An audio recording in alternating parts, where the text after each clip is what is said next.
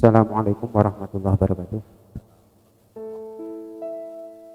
Selamat malam para pemirsa. Pada malam hari ini kita alhamdulillah bisa sowan kepada salah satu tokoh muda NU kebanggaan Jepara. Beliau adalah Pak Kiai Abdul Wahab, di mana secara singkat kami bisa sebutkan bahwa beliau nama lengkapnya adalah Abdul Wahab Salim atau yang biasa disapa Gus Awas.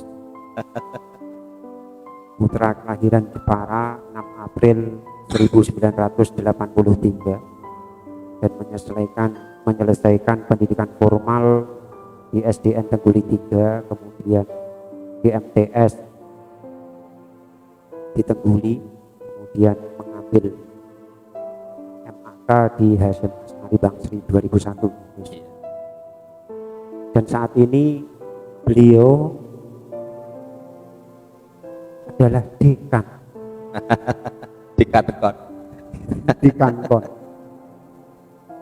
dekan di Unisnu, tepatnya yaitu di Fakultas Dakwah dan Komunikasi. Berarti untuk periode 2015, 2021, 2026, 25. Baru berapa bulan?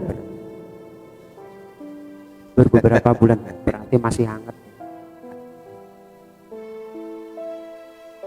Nah, ini Gus, di usia muda, ya kan? Di usia muda dengan begitu banyaknya karya kepenulisan, baik karya kepenulisan, dan ini sangat jarang kalau di FO itu kan kita temui penulis-penulis atau mungkin akademis yang produktif. Saat ini kan mungkin memang 1000 banding 1. Dari pencapaian ini bukan hanya masalah pencapaian akademik dan kemudian kekaryaan juga, tapi juga pencapaian kiprah, baik itu di LDNO, kemudian di PSII, kemudian di NU.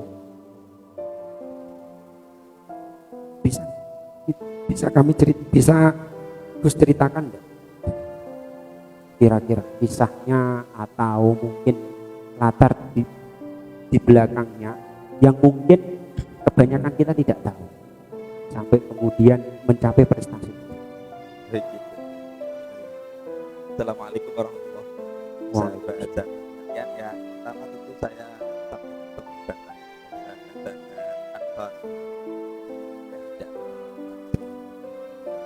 diberikan kesehatan Allah Subhanahu wa Ta'ala dalam kondisi yang semacam ini.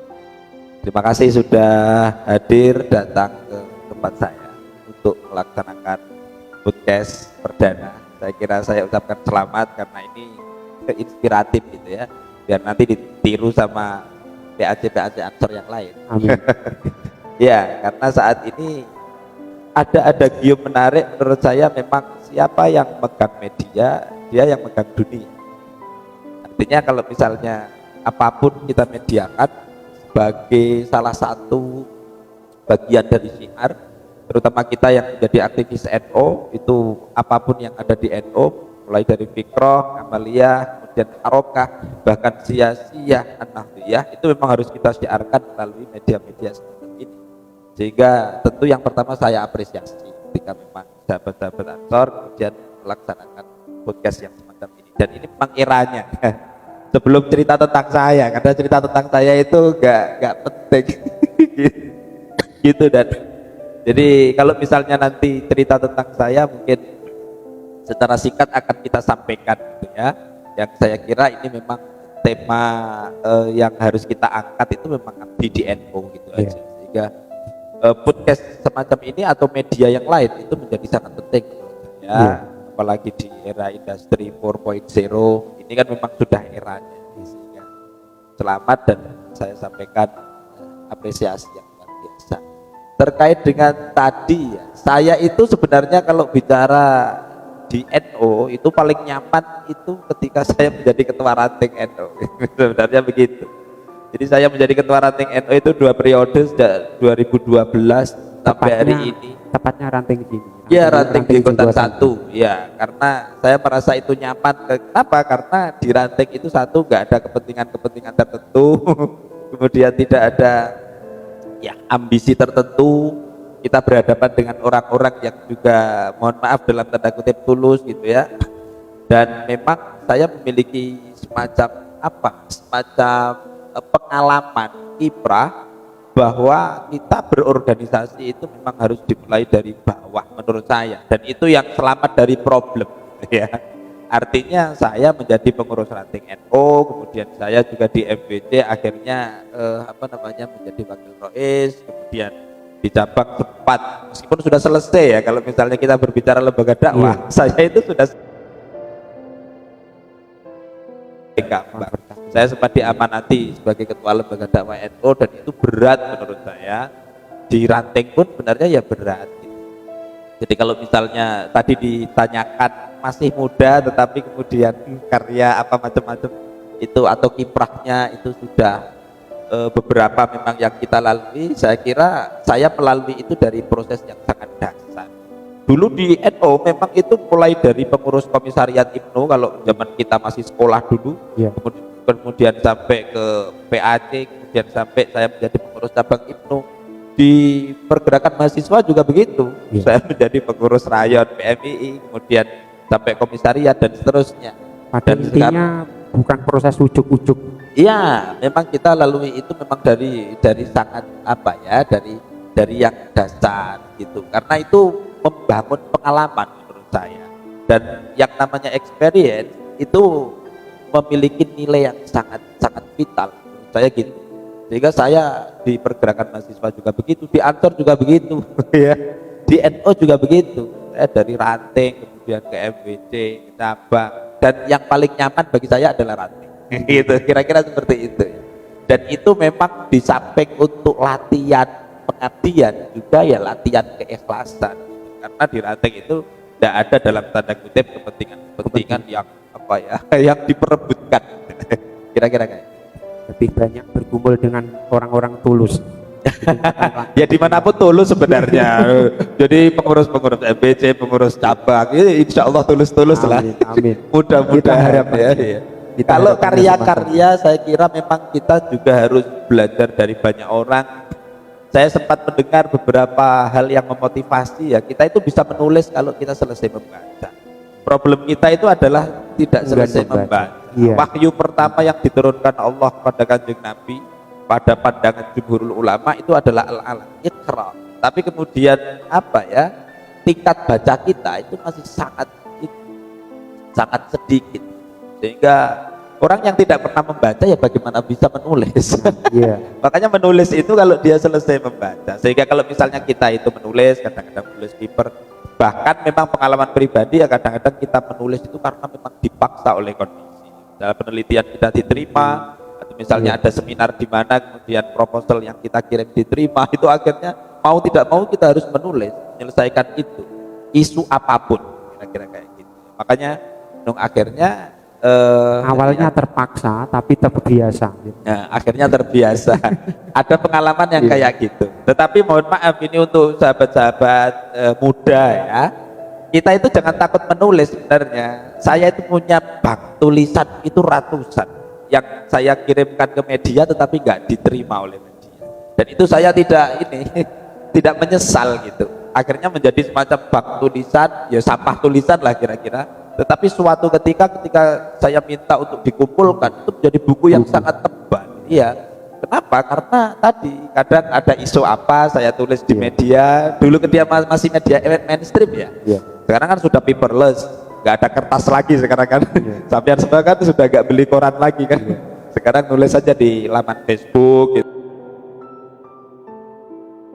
masih media mainstream itu kadang-kadang ada isu apa kita tulis, kita kirim ke media, balik tidak diterima. Berarti ada, kalau saya menyimpulkan, ada benang merah ketika apa namanya, korelasi keinginan membaca dengan keinginan menulis. Iya ada, ya memang sangat terkait. Jadi memang kita upayakan memang ada itu. Maksudnya kalau bisa setiap hari misalnya ya meskipun sedikit baca apa saja menurut saya yang dibaca itu, sehingga kalau misalnya kita sedang tidak mood untuk membaca buku-buku atau referensi yang serius, itu ya berarti kita baca buku-buku yang santai dan cerita-cerita lucu itu tidak masalah. Yang penting membaca sehat, Mas Iska ya. Jadi membaca sehat itu kekurangan kita. Tadi indeks baca kita itu kan kekurangannya dibaca sehat. Jadi baca referensi, baca buku. Kalau misalnya baca Facebook, baca story WhatsApp itu sih sering gitu ya. Tapi kalau baca referensi itu yang tidak begitu sering. Membaca produktif. Ya. Terus ini tadi berpindah ke topik yang satunya lagi. Ini kan pengalaman jenengan dalam berbagai keorganisasian. Itu kan dari banyak organisasi, tentunya ada berbagai tantangan. Nah, benang merahnya di antara sekian organisasi, kalau ditarik benang merahnya itu rata-rata mungkin disimpulkan apanya? Berorganisasi itu kan ini ya, memberikan bekal kepada kita berbagai macam kompetensi. Jadi kita selalu menyadari untuk sahabat-sahabat semua ya, bahwa keberhasilan kita untuk hidup di masyarakat itu harus ditopang dengan integrasi banyak kompetensi. Bisa kompetensi pengetahuan, kemudian kompetensi sosial, kompetensi leadership, dan itu diajarkan di organisasi.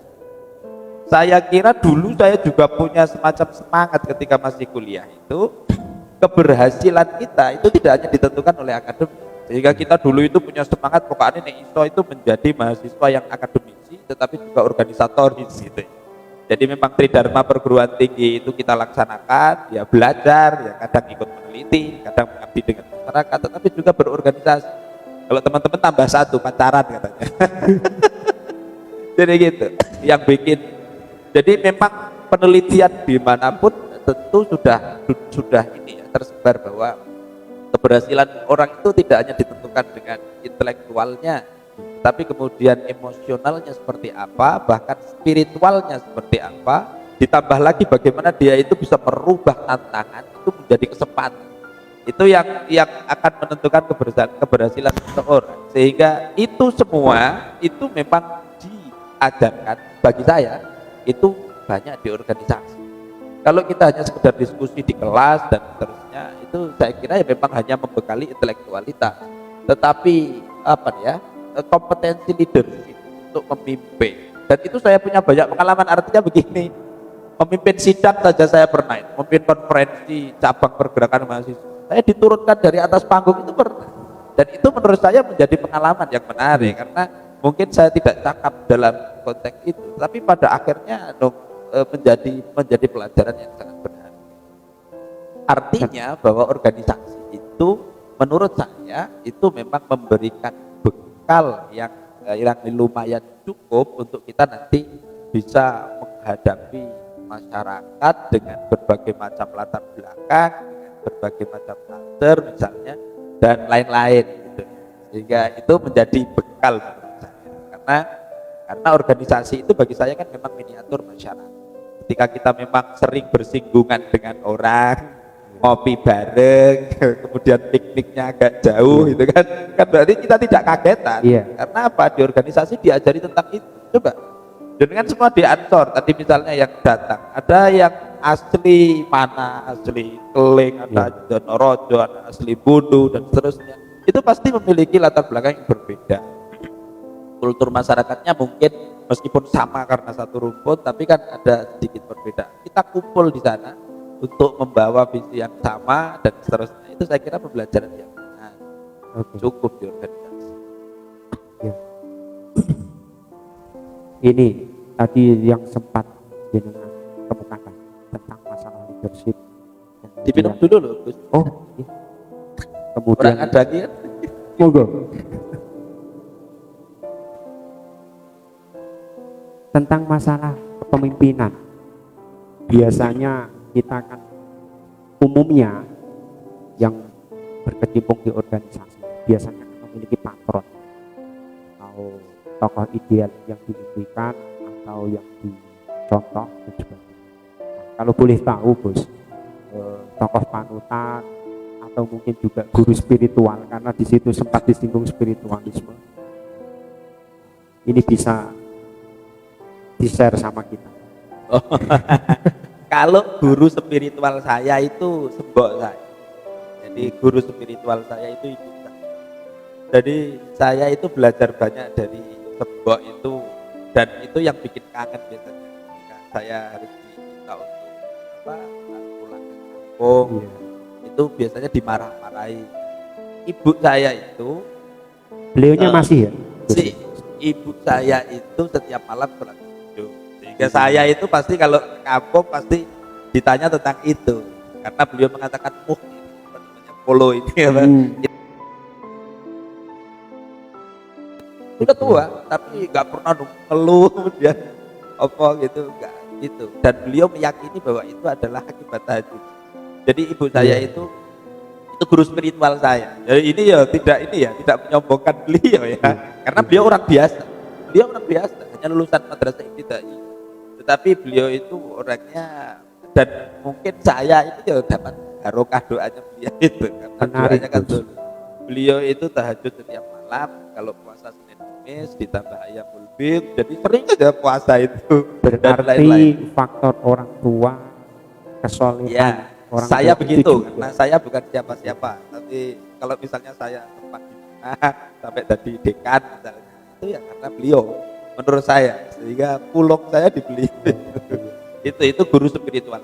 Kalau misalnya berbicara masalah tokoh siapa yang saya anut, kebetulan saya kalau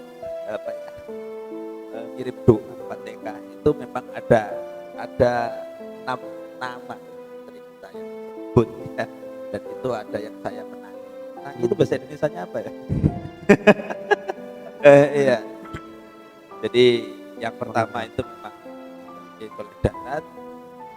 Saya terinspirasi karena disertasi saya tentang kemudian yang kedua sebagai Nawawi Banten, dan sudah di kampus itu tentang beliau dan Habib dan kemudian yang NO tentu yang kita sebut dalam kantor itu faktor C. Tadi sama dua yang saya menangi itu adalah Gus Dur yang terutama dan tentunya di Sahal Mahfud, karena kita juga tahu kan itu yang menurut saya inspiratif, tapi dua saya menangi beliau gesang. Kira begitu. Jadi ini perlu dicontoh. Jadi ketika kita memilih patron itu memang harus benar-benar patron yang qualified. Karena bagaimanapun juga, walaupun kita sekedar membaca Fatihah, Adoroh, itu pastilah ada ikatan batin yang terbangun. Iya, dan sekali lagi itu bukan untuk sombong ya. Artinya kan dengan tanya, dan memang kebetulan saya nama-nama beliau tadi, nama saya tadi itu memang yang secara kelambe sudah kelambe itu memang kita sebutkan karena inspiratif sangat. Beliau itu adalah para masyayikh yang sangat produktif. Hadratus Syekh Abdullah, kemudian Kiai Haji Abdul Rahman, dan beliau sudah diakui orang-orang yang bukan hanya NU kan begitu. Iya. Makanya kalau orang NU kok tidak kirim Fatihah kepada beliau kebangetan. Ini Gus, ini di NU ini kan rata-rata kita pribadi mengalami pengalaman bahwa ini kan warisan. Di satu sisi kita sebagai kader NU ini kan rata-rata warisan. Menurut jenengan ini di NU warisan ataukah pilihan secara sadar? Saya kira warisan atau pilihan itu tidak menjadi masalah di NU. Iya. Karena nuwun sewu Gus, seperti kita dapati mungkin Gus Awas ini sudah sangat memahami banyak kader NU yang dibajak kan seperti itu di zaman dulu, yang kemudian seperti apa, rektor Win Jogja. Enggak, maksudnya dulu itu kan seperti juga rektor saya di UNY juga dulu kan pernah mengaku sebagai kader NU tapi kemudian berpindah ke organisasi lain. Ya kalau saya membahasakan dibacakan seperti itu. Oh. Ya, saya kira itu hanya Tapi urusan pilihan sadarnya beliau memilih dengan kesadaran penuh untuk berpindah kan semacam itu. Nah, kira-kira pandangan jenengan seperti apa menanggapi fenomena? Ya, saya kira itu hanya pilihan. Saya tidak mempersoalkan secara pribadi dan maka pasti punya argumen secara kuat. Banyak ya teman-teman kita atau bahkan ya tokoh-tokoh kita itu yang kulturnya awalnya NU, tetapi kemudian dia di organisasi apa yang lain. Saya kira tidak menjadi soal karena itu hanya pilihan organisasi. Dan itu mereka atau beliau-beliau ini yang kuat. Tapi pada prinsipnya saya akan sampaikan bahwa apakah di NU itu warisan atau pilihan itu tidak menjadi soal, karena saya misalnya yang di NU itu ya awalnya saya nggak ngerti kenapa saya di NU, tetapi kemudian pada akhirnya kita bisa mengargumentasikan bahwa NU itu organisasi yang memang harus saya ikuti. Di samping kita tabarukan kepada para ulia, para kiai, kemudian NU itu yang paling logis untuk saya ikuti. Itu ya. Kalau kita mengkaca ngaji apa tafsirnya Pak Quraish Shihab tentang ihdinas siratal mustaqim. Siratal itu diibaratkan dengan tol ya. Tol itu berarti ya allati la yadillu man sara fihi, salaka fihi, kira-kira yang tidak menyesatkan siapa yang lewat di situ. Tetapi untuk menuju tol itu ya ada sabil dan jalan lorong-lorong kecil. Lorong-lorong kecil itu ya bisa NU, bisa Muhammadiyah, bisa apa. Yang penting sama-sama ketol. Tapi saya meyakini bahwa lorong yang saya ikuti itu adalah yang paling nyaman, paling aman, adem, enak dilewati gitu ya, berkatnya oke gitu. Kira-kira kayak gitu ya. Sehingga saya kira memang pilihan atau warisan itu menjadi hal yang biasa saja, yang penting bisa mengargumentasikan dan kita meyakini bahwa sabil yang kita ikuti atau lorong yang kita ikuti, organisasi yang kita ikuti itu adalah organisasi yang mampu atau bahkan apa ya pasti membawa kita kepada sa'adatud daroin atau membawa kita kepada kebahagiaan dunia dan akhirat. Dan NU itu memang menjawab itu. Makanya Cak Lontong kan guyon itu ya, NU itu lebih hebat daripada UN kan. Kira-kira begitu ya. Kalau UN itu dia itu hanya ngurus ya kebahagiaan dunia lah, kira perdamaian dunia. Kalau NU itu dunia akhirat gitu. Jangankan yang masih hidup, orang mati aja kita urus. Kira-kira kayak gitu. Kemudian menjurus kepada keunikan NU yang sudah diakui tidak hanya di tingkatan nasional Indonesia, tetapi sudah diakui oleh dunia.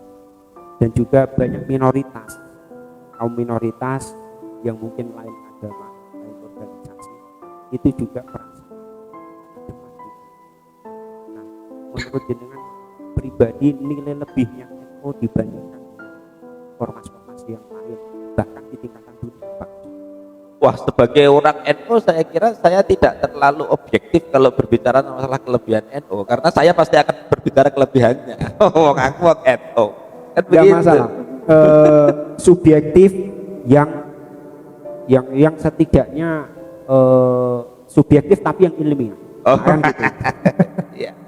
NU itu unik dan saya kira nilai lebihnya itu banyak sekali. Satu, mulai dari proses pendirian. Seakan-akan tidak logis. Orang-orang tradisional, para kiai-kiai pesantren, kemudian bisa membangun organisasi dengan basis massa yang saat ini LSI menyebutkan itu 100 juta orang secara kultural, bahkan 60 juta orang secara struktural. Kalau ditanya kamu itu NU atau tidak, punya Kartanu atau tidak, kita 60 juta orang. Bahkan yang belakangannya ada yang menyebutkan NU itu warganya 130 juta orang. Itu kan yang luar biasa. Di seluruh Indonesia, bahkan sampai Tingkatan luar dunia. negeri ada PCINO apa macam-macam.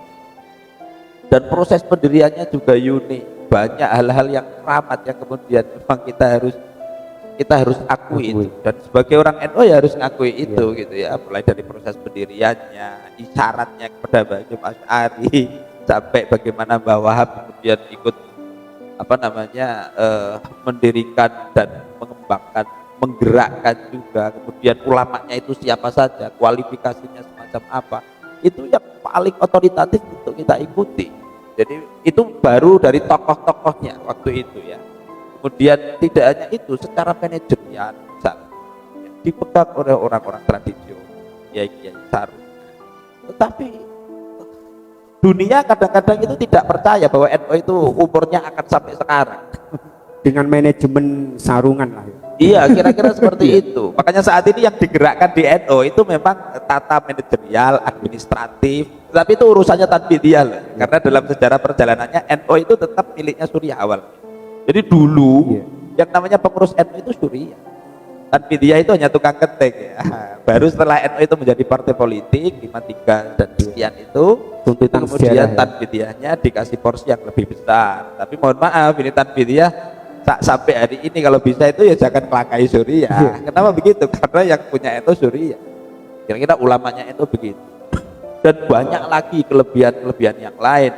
Di antaranya adalah NU itu organisasi yang cara pesene Mbah Hashim dan juga sering disampaikan oleh panjenenganipun Kiai Said Akil Siraj, organisasi yang memadu secara harmoni antara agama dengan nasionalisme. Itu NU yang sangat kuat, yang punya jargon NKRI harga mati. Itu kita gitu ya, kira-kira seperti itulah. Kemudian berkembang dengan model istilah Islam Nusantara dan lain-lain, karena itu kepengen mengharmonikan hubungan antara agama dengan budaya, antara agama dengan nasionalisme dan lain-lain.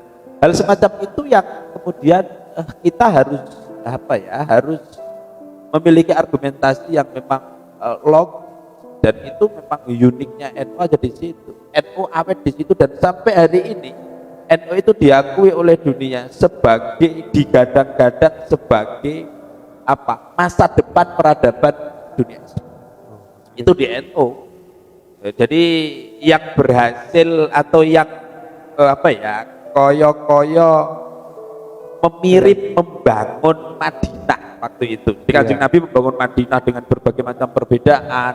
Kemudian Kanjeng Nabi membuat Misak Madinah itu dan seterusnya ya. Itu kemudian seakan-akan saat ini ya turunnya ke Indonesia, dan Indonesia itu kalau kita berbicara agama dan nasionalisme ya berarti NU saat ini posisinya menjadi referensi kiblat, iya, peradaban Islam dunia yang wasatiyah, yang koyok mirip Madinah, itu Jamiah Nahdlatul Ulama. Dan silakan itu bisa dicek di beberapa informasi di website-nya. Makanya ini pemirsa, kita perlu kepercayaan diri. Oh iya, harus pede. Kepercayaan diri sebagai warga NU, karena ternyata memang begitu hebatnya. Ini Gus, sebentar lagi kan kita NU ini mengadakan muktamar. Pada saat ini tentunya pro dan kontra. Muktamarnya gimana? Jadi mundur atau jadi? Nah, pro kontranya kan itu.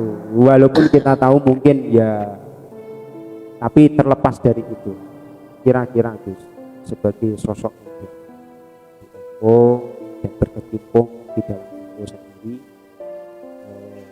menurut jenengan yang sosok atau figur yang pas untuk sebagai ketua PBNU dan Islam ke depan?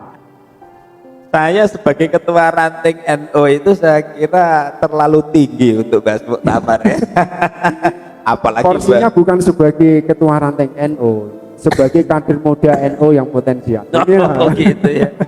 Atau boleh lah pandangannya, mungkin opininya sebagai dekan syariah dakwah ya.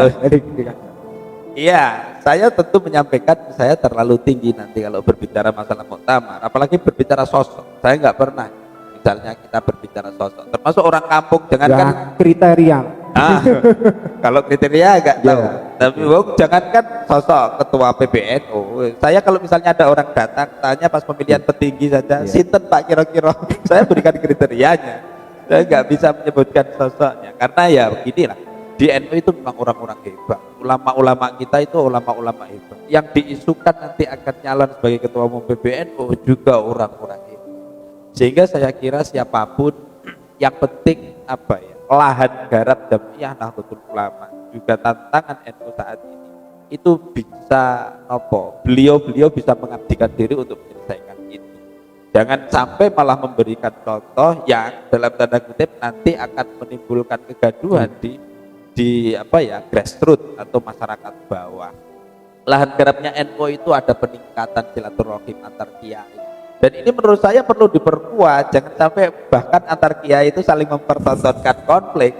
Hal semacam itu tidak inspiratif ya menurut saya. Kemudian lahan garap kita itu ada di bidang pendidikan, ada di bidang kesehatan, bahkan ekonomi, bagaimana meningkatkan taraf hidup masyarakat itu, dan problem kita sangat banyak. Iya. Kalau misalnya nanti semua yang berani nyalon di situ dan itu adalah bentuk pengabdian ya. Jadi bentuk pengabdian itu ya berarti tidak mengharapkan apapun, apakah prestis, apakah mengharapkan sesuatu. Saya kira yang berani nyalon itu ya sosok-sosok yang berani untuk menghadapi tantangan yang semacam itu. Siapapun lah, orang-orang kita, kiai-kiai kita hebat, ulama-ulama kita juga hebat. Rais Am pasti orang yang sangat berwibawa, dipilih oleh Ahlul Halli wal Aqdi yang kriterianya sangat ketat. Saya saja ngeri kalau misalnya ngerti kriteria Ahlul Halli wal Aqdi. Harus waro, harus zahid, harus alim, dan seterusnya dan seterusnya. Jadi tidak sembarangan. Oh, tidak sembarangan. Dan itu hanya sekitar 9 orang yang dipilih kan. Kalau misalnya di cabang hanya 5 orang, kalau di MBC juga hanya 5 orang, gitu kira-kira. Ini ketika menyikapi muktamar NU itu kan di tingkatan pusat. Nah, saat ini di tingkatan PDNU kita sudah mendapatkan hasil dari konferensi. Oh iya, saya kebetulan ikut di dalam. Nah, ini Gus, sebagai suara kaum muda, apa yang perlu dibenahi di tingkatan PDNU ke depan? Satu, menurut saya, dan ini sebenarnya seandainya konferensi kemarin itu ini ya ada cukup waktu, yang ingin kita sampaikan adalah terutama tentang 3 organisasi. Jadi kita kadang-kadang itu agak latah. Saya termasuk orang yang kemudian banyak menyampaikan kritik ya, terutama mohon maaf kalau misalnya terlepas dari kepentingan apapun, kalau misalnya ada NU dadakan mohon maaf, karena saya memang orang yang memang ber-NU itu dari ini ya, dari grassroots ya. Kan ada misalnya ada kepentingan tertentu, tapi ini juga boleh. Saya tidak mengatakan tidak karena tidak melanggar ADART. Makanya saya hanya bilang etika organisasi.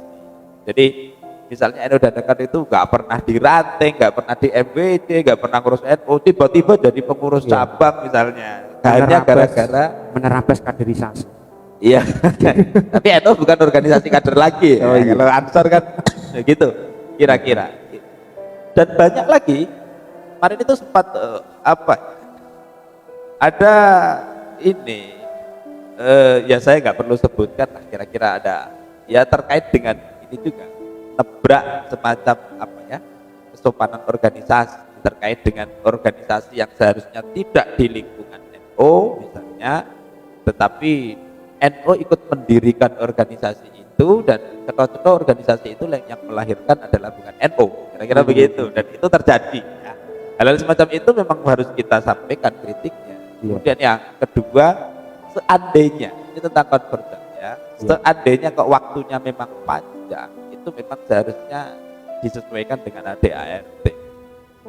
Mohon maaf karena memang amanat ADART yang namanya konvergen itu ini, dan ini kan berimbas pada hasil ya. Saya apresiasi karena sudah berhasil memilih Rois Duriah dan Ketua Muhammadiyah, panjenenganipun Kiai Hayatul Nufus Abdul Wahid sebagai Rois Duriah, dan kemudian Kiai Haris Rahman guru saya sebagai Ketua Muhammadiyah. Tetapi yang diamanatkan oleh ADART tentu konverjam itu satu juga harus membahas tentang bahsul masail. Artinya itu tidak dilakukan, baik itu Berarti pra kemarin, iya, berarti tapi saya kemarin tidak ada- perlu membuka ini, saya Iya, tidak mempermasalahkan iya. karena mungkin mendadak, waktunya juga terbatas sehingga di prakonverjam tidak ada, di Tapi hal konverjam itu juga perlu nggak ada. jenengan sampaikan buat catatan. Oh iya, dan ketika itu saya tidak bisa menyampaikan karena tidak punya hak berpendapat. Saya Iya. sebenarnya punya hak berpendapat, tetapi tidak ada kesempatan karena waktunya singkat. Hanya untuk kocok-kocok MWC. Seharusnya ada baktul masail, jadinya itu amanat ADRT. Seharusnya ada rekomendasi organisasi, ada program kerja, meskipun sudah tertulis, tapi tidak terbahas. Padahal NO itu sangat lekat dengan yang namanya baktul Iya. masail. Dan itu bagi saya itu hal yang sakral. Sehingga ya kalau ini menjadi kritik berarti saya mohon ke depan hal-hal semacam itu memang diurus. Iya. Jangan sampai begini ya. Jadi kita itu harus membangun paradigma sukses, atau kalau dalam konteks kita adalah konverjam, itu adalah amanat dari warga NU untuk pengurus NU. Sehingga saya lebih sepakat bahwa memang program kerja, rekomendasi itu dibahas ketika konferensi, sehingga nanti orang yang menjadi atau beliau yang menduduki sebagai Rois Suriah dan juga ketua Tanfidiyah itu dia membawa amanat organisasi yang dibahas oleh banyak orang. Jadi program NU itu bukan program pengurus, Iya. tapi itu amanat organisasi dan rekomendasi organisasi yang diamanatkan oleh peserta konferensi yang mewakili dari ranting dari itu. Tapi memang tantangan di NU itu rata-rata itu kan tertib organisasi. Iya, tertib organisasi, dan itu rata-rata memang ketika berbenturan dengan ya mungkin waktu, kepentingan dan sebagainya akhirnya terus menarik. Itu juga yang dialami Ansor juga saat ini. Itu kan dengan di satu kelompok mengatasnamakan tertib organisasi sesuai ADART dan sebagainya. Di sisi lain ini juga untuk lebih mengedepankan pendewasaan melalui bersama dan sebagainya. Dan kemudian akhirnya masalah di Ansor PCGB Ansor Jepara itu kan ribut. Saat ini kan tengah dirundung badai. Walaupun memang alhamdulillah kita sudah mendapatkan ketua baru, dan melalui hasil dari pasca pekerja kemarin ada keputusan dari PP, kemudian pada prosesnya itu mengetok palu untuk sahabat itu dijadikan ketua PP. Nah, sekarang saya mohon nasihat, pesannya untuk PCGP Ansor biar tidak ribut-ribut terus. Iya. Monggo. Saya tidak mau mengomentari prosesnya juga hasilnya, Iya. karena saya tidak ada di lokasi, saya juga tidak mengurus waktu itu. Kemudian saya juga tidak ngerti duduk perkaranya, hanya mendapatkan informasi dari berbagai sumber, itu kira-kira, sehingga saya tidak mengomentari itu. Tetapi pada prinsipnya teman-teman muda, sahabat-sahabat Ansor, saya kira memang berorganisasi itu pasti ada tantangan, kemudian ada macam-macam ya. Kita bisa mencontoh bagaimana Nabi Adam ketika mau dilantik menjadi khalifah, banyak yang protes malaikat bahkan. Nah, ketika yang protes malaikat dengan mengatakan bahwa saya itu yang paling mentakdis panjenengan, paling mensucikan panjenengan gitu, tapi kok saya nggak bisa jadi khalifah, kira-kira Tuhan Allah hanya menjawab ini a'lamu ma la ta'lamun. Tapi kemudian ketika memang ada yang memprotes, ya buktikan setelah di fit and proper test kalau kita itu memang mampu. Jadi Nabi Adam kan di fit and proper test, wa 'allama Adam al asma'a kullaha, kemudian tsumma aradahum alal malaika gitu ya. Malaikat nggak mampu untuk menjawab, Nabi Adam mampu, berarti wah itu berarti cakap. Kira-kira begitu. Kemudian setelah itu ya wajar saja kalau misalnya nanti bisa dilantik, kemudian dikasih fasilitas kan, Nabi Adam dikasih fasilitas surga. Tapi yang namanya fasilitas ada batasnya, wala taqrabu hadhihi syajarah. Kira-kira seperti itu. Jadi memang dinamika di organisasi ada yang semacam itu, tapi pada prinsipnya kita harus kembali kepada apa ya, kepada amanah besar organisasi, bahwa organisasi yang kita bangun itu harus menjadi organisasi yang menyatukan, bukan malah menjadi organisasi yang di dalamnya ada perpecah belahan. Kalau terjadi dinamika, saya kira hal yang sangat wajar untuk mendapat pendewasaan organisasi ya. Tetapi dalam konteks tertentu kita harus kembali lagi kepada misi awal, bahwa organisasi yang kita bangun namanya juga organisasi, itu harus bisa menyatukan dari hal orang-orang yang berbeda. Jadi ya gitulah. Dan kita berdoa kepada Allah Subhanahu wa taala supaya diberikan hikmah dan faslul khitab.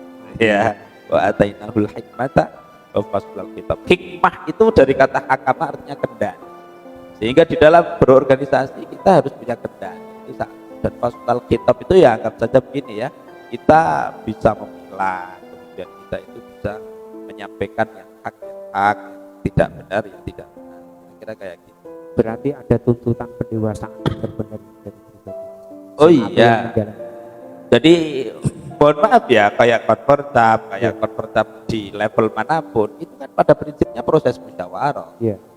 Jadi kalau misalnya proses musyawarah itu pasti ada mekanismenya. Kalau misalnya deadlock nanti bagaimana, kalau misalnya nanti tidak ditemukan mufakat itu harus bagaimana dan seterusnya, itu kan bisa dirembuk, namanya juga proses musyawarah. Yang bahaya itu kan yang tidak mau diajak rembukan. Itu bahaya karena proses rembukan kok ada pihak yang tidak mau diajak rembuk, itu kan menjadi dan itu. Dan kita menurut saya ya kembali ke sana, bahwa konferensi itu bahwa proses rembukan, sehingga ya harus mau diajak rembuk. Kira-kira karena organisasi tuntutannya kepada para anggotanya ataupun pengurusnya sendiri itu kan memang benar-benar ada tuntutan pendewasaan. Ketika tidak bisa menaikkan level pendewasaannya akan jadi masalah. Ini Gus, tadi sempat disinggung soal masalah besar. Bagaimanapun juga problem yang dialami oleh Nabi ya, itu kan berawal dari proses kesalahan dalam tanda kutip. Iya. Nah, tentunya ada hikmah di balik. Nah, pengalaman pribadi, kembali kepada pengalaman pribadi Gus, awas selama ini proses kegagalan ataupun kesalahan apa yang menurut panjenengan mungkin yang paling besar ya. Dan di situ ada hikmah di baliknya, juga memberikan pelajaran penting bagi panjenengan. Iya, saya kira kegagalan itu kan hal yang wajar ya, kita alami kadang. Saya di LDNO juga merasa gagal, karena ya memang itu pengalaman untuk menghadapi banyak pihak, terutama lembaga dakwah itu menghadapi banyak kiai yang masing-masing kiai punya otoritas dan dia mengakui otoritasnya masing-masing. Jika ya ini kelemahan juga di kita ya. Jadi misalnya untuk disatukan dalam bentuk organisasi dan melangkah bersama itu memang hal yang tidak mudah gitu ya. Saya merasa pengasuh pesantren besar misalnya, ya saya punya jamaah banyak. Kalau misalnya di LDNO nanti gimana, terus nanti melihat pemimpinnya siapa, nanti melihat pengurusnya siapa dan seterusnya. Saya kira hal-hal semacam itu menjadi pelajaran bagi kita. Dan kalau misalnya kita merasa gagal, itu bukan berarti kita tidak boleh bangkit. Ya. Tetap bangkit lagi. Apa yang pada akhirnya apa yang disampaikan Gus Dur itulah kira-kira ya. Kalau misalnya kita merasa itu di real yang memang benar, kemudian memang kita sudah siapkan strateginya, ya sudah kita jalankan itu. Seperti di lembaga dakwah kemarin, itu memang yang paling kita fokuskan itu memang dakwah melalui digital. Karena apa? Dakwah mimbariyah itu sudah surplus. Artinya memang sudah banyak sekali. Kemudian yang melalui media sosial, sehingga kita bisa mengimbangi harapan kita, mengimbangi mereka-mereka yang juga menggunakan media sosial, media internet untuk menyebarkan model dakwahnya mereka, itu yang kita kekurangan.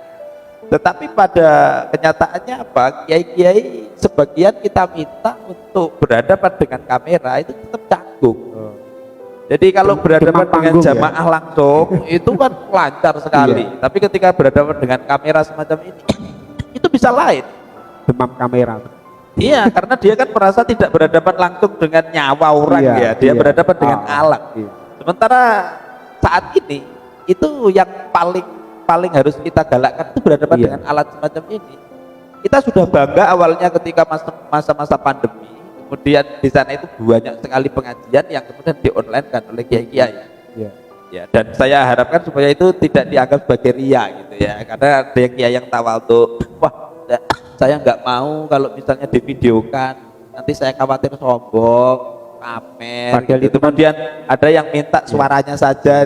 Loh, suaranya saja. Yang menarik dari video itu kalau memang visual. Kalau memang suara saja, ya tinggal lihat orangnya. Kalau Gus Bahak suara saja didengarkan orang. Tapi kalau Gus saya suara saja siapa yang mau mendengarkan? Tidak ada. Hal-hal semacam itu ya harus kita pikirkan dulu. Artinya memang kita harus mengakui bahwa kita itu masih lemah juga dalam menghadapi kenyataan perkembangan teknologi. Dan ini yang saya anggap saya itu gagal memimpin LDNO kemarin karena program utama saya itu memang digital. Tapi ternyata memang mitra kita itu tidak banyak yang berhasil untuk ya kita rekod misalnya untuk kita sebarkan dakwahnya melalui media-media digital. Dan itu bagian daripada sinar. Iya, dan saya harapkan memang begitu. Dan sampai hari ini masih konsisten untuk memanfaatkan teknologi itu saya kira masih tidak banyak. Ini menarik sekali obrolan kita pada malam ini. Tapi karena kita terbatasi waktu, Gus. Iya, saya pesan satu lagi. Tadi kan ada pertanyaan gimana usul NO ke depan. Yang belum saya sampaikan begini, sahabat. Mumpung masih. Ya, tantangan NO saat ini itu memang hampir mirip dengan tantangan NO ketika didirikan. Satu, secara ideologis kita itu ada Wahabi. Dulu NO didirikan karena memang untuk mengcounter Wahabi. Jadi kan ngerti sendiri sejarahnya ketika beliau panjenenganipun Kiai Abdul Wahab Hasbullah dikirim Hashim ke Komite Hijaz dengan Syekh Gonaim dan juga Kiai Dahlan Kohan, itu semacam itu. Saat ini tantangan kita juga Wahabi. Ada yang haroki, ada yang ghairul haroki. Saya kira ideologisasi tentang Ahlus Sunnah wal Jamaah Naqdiyah itu menjadi hal yang paling prinsip dilakukan oleh teman-teman di pengurus cabang. Diperkuat kembali dan dipertajam. Harus, itu satu tantangan. Yang kedua, dulu melawan penjajah. Saat ini juga kita melawan penjajah. Tapi yang menjajah kita itu bukan pakai senjata kayak dulu-dulu. Penjajahan ideologi itu banyak sekali. Saat ini seperti itu. Lebih halus. Iya, dan bahkan kita menghadapi, mohon maaf, teknologi. Dan itu yang memang mau tidak mau memang harus kita lakukan. Kompetensi IT misalnya di teman-teman NU, terutama teman-teman muda, saya kira itu menjadi hal yang sangat penting. Kita tidak bisa menolak perkembangan teknologi karena memang industri 4.0, tetapi dengan teknologi jangan sampai orang menjadi alienasi. Inilah kenapa ada society 5.0 atau 5.0. Nah, ini juga harus disadari, jangan sampai kemudian makanya saya satu sisi kemarin ketika ada konferensi di Balai Kambang ada syarat ketua NU harus bisa baca kitab, saya satu sisi senang. Tapi jangan hanya itu yang dijadikan satu-satunya ukuran sehingga nanti seakan-akan kita harus mengembalikan NU ke pesantren dalam tanda kutip yang tradisional, tidak melek teknologi. Pesantren oke, tapi harus melek teknologi, dan teknologi harus melek orang. Yang menjadi susah itu kan kita melek teknologi, tapi teknologi nggak melek orang. Nggak melek orang itu maksudnya tidak memanusiakan manusia, dan itu menjadi tantangan kita. Kemudian tantangan yang terakhir itu adalah tentang taraf hidup masyarakat. Dulu NU dibangunnya memang sebelumnya kan ada Nahdlatul Tujar, itu kan tetap meningkatkan taraf hidup, ya, dengan berbagai macam kegiatan ekonomi, apa macam-macam. Yang penting masyarakat itu bisa indeksnya itu meningkat, apakah itu indeks humannya, kemudian indeks ideologinya tadi dan lain-lain. Dan itu tantangan yang saya kira memang harus dilakukan teman-teman atau kiai-kiai yang memimpin Jamiah saat ini. Gitu Gus. Ya, terima kasih banyak atas waktunya Gus Awas. Jadi ini kalau kan saya simpulkan ini tidak tepat, dalam artian banyak sekali kesimpulannya, silahkan disimpulkan masing-masing oleh para pendengar dan pemirsa yang ada di rumah. Dan terima kasih kami ucapkan atas waktunya Gus Awas. Ya, sama-sama. Dan jangan pernah bosan untuk tetap berdakwah dan beronline. Ya. Nah, sekarang mungkin bagi para pemirsa atau para YouTuber nanti, Gus, kira-kira tetap bisa silaturahim secara online gimana? Iya, saya secara pribadi nggak punya sebenarnya. Saya titip-titipkan itu. Oh, gitu. Ya, dulu pernah dibuatkan channel Gus Awas Oh, gitu, tetapi saya nggak ngerti karena yang buat itu adalah Mas Rois ya. Kemudian kalau di Facebook ada sih. Kemudian kalau ngaji di kampus itu di Facebooknya Masjid Ar-Rabbaniyin kampus. Kemudian ada saya titip program juga di Seruling namanya, tapi tayangnya itu di YouTube-nya Mas Azaz. Mas Azaz itu pakai saji ya, cara pakai saji karena orang Lebak. Ya. Gitu, ada Seruling itu program bagus juga menurut saya. Karena program Seruling kalau misalnya seru, kemudian Link. underscore link, LINK itu kemudian kita berseru-seru saja, intinya gitu, link untuk berseru-seruan. Dan itu biasanya ada netizen yang tanya tentang hukum apa, atau tanya tentang dinamika apa, kemudian sudah kita TikTok saja sama Mas Ajas, dan itu tayang di YouTube-nya dia. Saya tidak begitu banyak media sosial, memang ada, paling ada Facebook, kemudian ada Instagram, kemudian ada WhatsApp ya. Kalau misalnya kontak saya nanti bisa ditulis Gus Muin di ini namanya, dan itu bisa dihubungi bebas. Terima kasih. Terima kasih banyak Gus Awas Ya. sudah meluangkan waktu dan Sama-sama. berbagi ilmu dan wawasan dan pengalamannya Sama-sama. kepada kita semua, semoga bermanfaat. Dan ini baru sesi 1, semoga saja kita nanti ada sesi-sesi berikutnya. Ya, sukses saja lah untuk Amin. sahabat-sahabat Ansar dan Sri. Terima kasih, saya cukupkan. Apabila ada kesalahan kami mohon maaf yang sebesar-besarnya. Wassalamualaikum warahmatullahi wabarakatuh. Assalamualaikum warahmatullahi wabarakatuh. Waalaikumsalam warahmatullahi wabarakatuh.